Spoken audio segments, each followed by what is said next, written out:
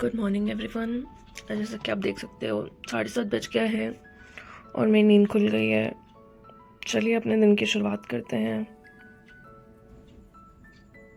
So finally good morning guys. और मैंने decide किया है कि आज से हम अपनी मॉर्निंग थोड़ी सिस्टमैटिक स्टार्ट करेंगे। विद दिस हम हर हालत में 8 तक पढ़ने बैठ जाएंगे ऑन आवर डेस्क और हम ज़्यादा बड़े ब्रेक्स नहीं लेंगे। इसके साथ साथ हम हर दिन एक थॉट के साथ अपनी मॉर्निंग का स्टार्ट करेंगे और लाइफ ट्रांसफॉर्मेशन के हर दिन एक नए टॉपिक के साथ मैं आपका इंट्रोडक्शन करवाऊँगी। बहुत सोचने के बाद मैंने डिसाइड किया है कि हम हर दिन टॉपिक्स को इंटरनल टू एक्सटर्नल लेकर के चलेंगे। तो इंटरनल टॉपिक के लिए अगर हमें स्टार्ट करना है तो सबसे पहली पॉइंट होगी कंसिस्टेंसी, जो कि एक एस्पिरेंट के लिए सबसे ज़्यादा नेसेसरी है। इस नियर अबाउट 2 इयर्स की जर्नी में मैंने एक चीज़ सीखी है कि अगर सबसे ज़्यादा ज़रूरी कुछ भी है तो वो है कंसिस्टेंसी। अगर आप कंसिस्टेंसी मेंटेन नहीं करते हैं तो आपने कितना ही पढ़ा हो, आपने कितनी ही रिविजन्स की हो, आपने कुछ भी किया हो, वो तो फ्रूटफुल नहीं होता है। मैंने ये चीज़ एनालाइज़ की है। चलिए करते हैं अपने दिन की शुरुआत। बच्चों का है 8 और बैठते हैं अपने डेस्क पे। So guys, starting today with a beautiful thought. So today's thought is कभी someone asked Buddha कि what is the biggest mistake of life, like life की सबसे बड़ी mistake क्या है, and Buddha replied the biggest mistake of life is that you think you have time. तो सबके पास time नहीं है, या अगर आपको लगता है कि आपके पास बहुत टाइम है तो ऐसा नहीं है।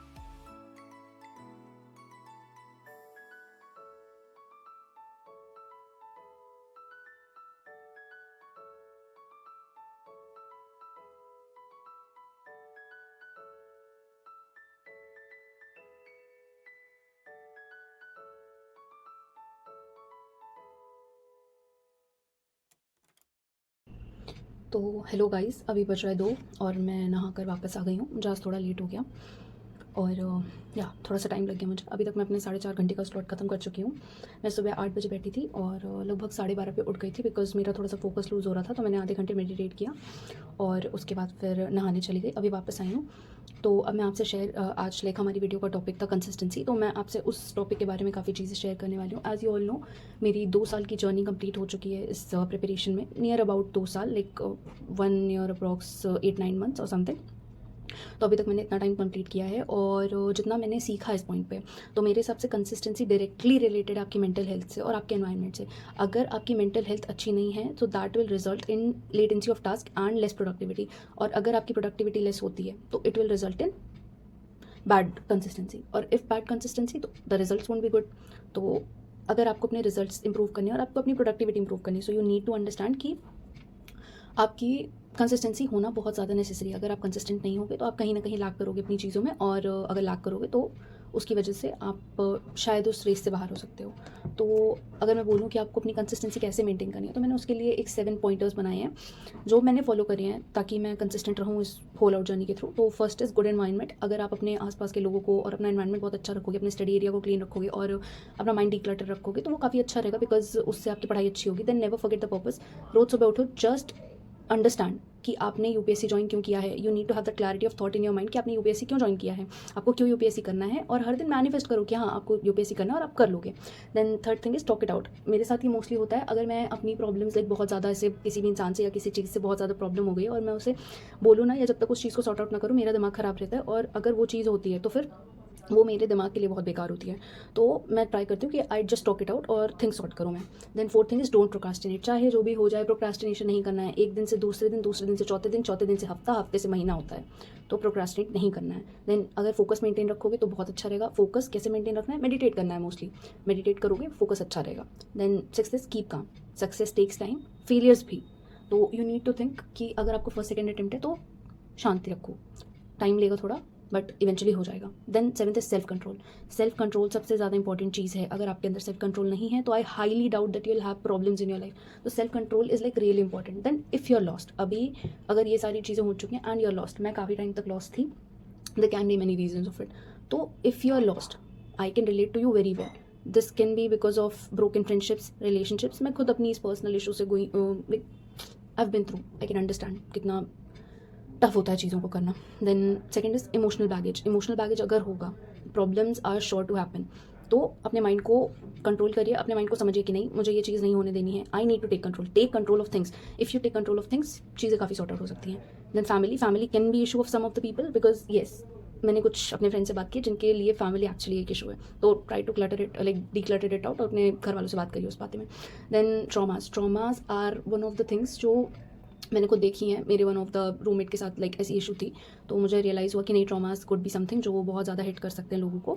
तो ट्रॉमास को भी ट्राई करिए कि आप अवॉइड करिए। थेरेपी भी कई लोग लेते हैं, मैंने कई लोग को थेरेपी लेते देखा है। अगर आपको लग रहा है कि आपको प्रोफेशनल हेल्प की ज़रूरत है तो प्लीज़ थेरेपी लीजिए, इट इज़ गुड।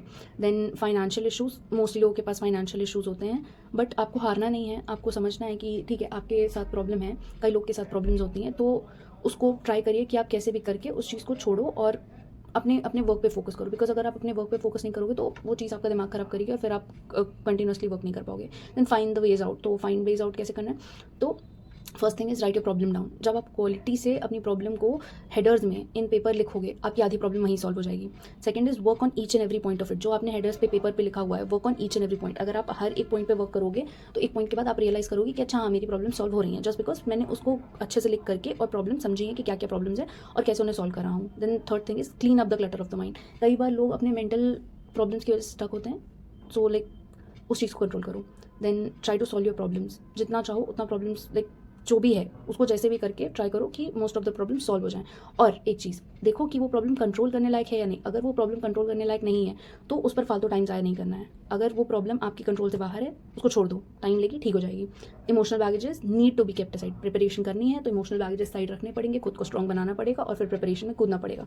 अभी ये पॉइंट था जो कंसिस्टेंसी एक पॉइंट है, जो फर्स्ट पॉइंट है किसी भी एस्पिरेंट की लाइफ में कि उसको बहुत ज़्यादा मेंटेन करने की ज़रूरत है। तो yes, this is the first point. और अब आगे का ब्लॉग स्टार्ट करते हैं। I tell you important topics इसके आगे एनवायरनमेंट के। मैंने आज पीटी रिवाइज करी है, अभी भी कर रही हूँ, आधी करी है, आधी रह गई है मेरी। तो आगे ब्लॉग को ज्वाइन करो और देखो, और लास्ट में मैं आपको इंपॉर्टेंट टॉपिक्स बता दूँगी आज के पीटी के, जो भी मैंने निकाले हैं, और उसमें काफ़ी ज़्यादा इंपॉर्टेंट है। आपने देखा होगा बहुत सारी वो हैं रिपोर्ट्स और वीडियो, लाइक काफ़ी सारी चीज़ें हैं जिसमें रिपोर्ट्स हैं और कन्वेंशन है, बहुत सारा है, जो आपको शायद लगे कि यार बहुत ओवरवेलमिंग है, पीटी में कितना ज़्यादा कर लूँगी मैं या कितना ज़्यादा कर लूँगा मैं। तो मैं आपको पॉइंट्स बता दूँगी जो मैं आज देखी पूरी पीटी एनालाइज करने के बाद। मैंने ये सेकंड टाइम रीड कर रही हूँ पीटी और मुझे अब समझ में आ रहा है कि हाँ क्या क्या इंपॉर्टेंट है, क्या क्या इंपॉर्टेंट नहीं, कौन कौन सी बॉडीज इंपॉर्टेंट, कौन कौन सी कन्वेंशन इंपॉर्टेंट है। तो आप आगे तक वीडियो को देखो ताकि आप समझ पाओ कि क्या इंपॉर्टेंट है, क्या नहीं इंपॉर्टेंट है।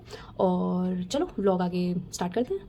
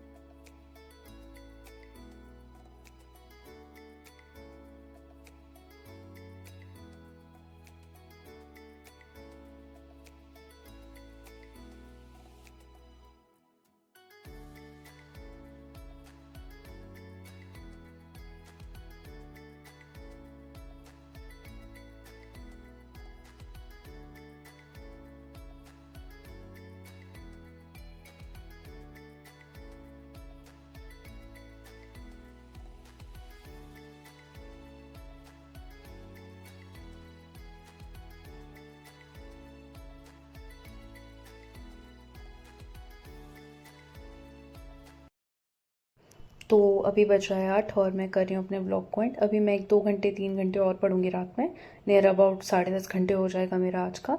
तो मैंने आपको इम्पॉर्टेंट टॉपिक्स भी दिखा दिए पीटी के जो थे, और कल मिलते हैं नए ब्लॉग में नए टॉपिक के साथ। तब तक के लिए लाइक शेयर सब्सक्राइब करो चैनल को, और कमेंट्स नहीं करते हो आप लोग, प्लीज़ कमेंट्स करो, और as more as you can please subscribe करो, शेयर करो चैनल को। Thank you so much, take care, तब तक के लिए बाय बाय।